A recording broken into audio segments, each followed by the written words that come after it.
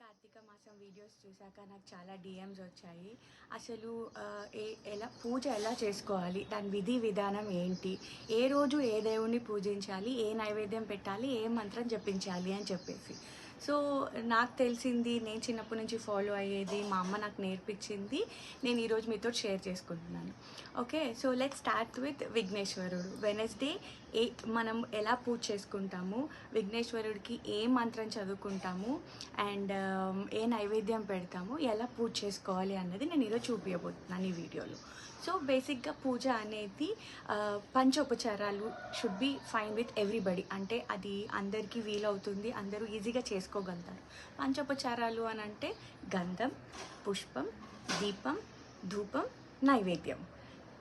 Okay, I'll show ఈ series of వీడియోస్లో I'll show you ఏ రోజు ఏ దేవుణ్ణి ఎలా పూజించాలి, ఏం నైవేద్యం పెట్టాలి, ఏ మంత్రం జపించాలి అని చెప్పేసి ఈ పంచోపచారాలు. Okay, let's get started. ఏంటి అని అంటే ఈరోజు ఇదే విధంగా ఈ దేవుణ్ణి పూజించాలి, ఇదే నైవేద్యం పెట్టాలి అని ఎక్కడా లేదు. బేసిక్గా మనకి ఎంత వీలు ఉంది, మనకున్న భక్తికి మనం ఎంత వీలు చేసుకొని దేవుడికి దగ్గరగా ఉంటున్నాము అన్నది దీన్ని సింప్లిఫై చేసి ఈరోజు ఈ విధంగా పూజ చేసుకుంటే మనము హ్యాపీగా ఉండగలుగుతాం, పీస్ఫుల్గా ఉండగలుగుతాం అన్నదే. కానీ ఇదే విధంగా ఇదే రోజు ఇదే దేవుణ్ణి పూజ చేయాలి, ఇదే నైవేద్యం పెట్టాలి, ఈ మంత్రమే జపించాలి అని లేదు. Okay, I hope you understand my video content. That's it, thank you. మనము ఫస్ట్ వినాయకుడి పూజతో స్టార్ట్ చేద్దామండి. అందులో ఫస్ట్ పంచోపచారాల్లో ఫస్ట్ ఉపచారము గంధం బొట్టు. గంధం బొట్టు.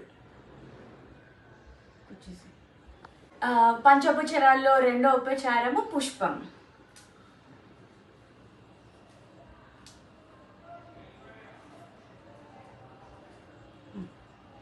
పంచోపచారాల్లో మూడో ఉపచారం దీపం.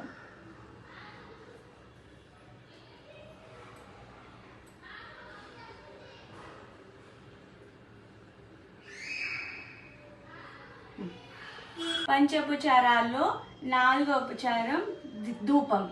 ధూపంకి మనం అగరబత్తి వేసుకోవచ్చు, సాంబ్రాణి వేసుకోవచ్చు, చిన్న ఇలాంటి సాంబ్రాణి ఇవి చేసుకోవచ్చు. ధూపం బేసిక్గా ధూపం వేయాలండి.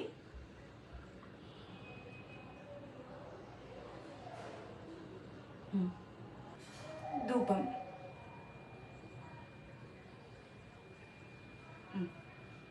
పంచోపచారాల్లో లాస్ట్ది నైవేద్యం. నైవేద్యంలో మీరు పటిక బెల్లం, ఎండు ద్రాక్ష, బెల్లం ఏదైనా మనకి వీలుగా ఉన్నది అది నైవేద్యంగా పెట్టుకోవచ్చు. ఈ విధంగా మనం పంచోపచారాలతో దేవుడికి దగ్గరగా ఉండొచ్చు బుధవారం రోజు. ఇప్పుడు ఏ మంత్రం చదువుకోవాలి అన్నది నేను స్క్రీన్ పైన చూపిస్తాను, ఆల్సో కమెంట్స్లో కింద పిన్ చేస్తాను. ఐ హోప్ మీకు ఈ వీడియో నచ్చి ఉంటుంది. సర్వే జనా సుఖినో భవంతు.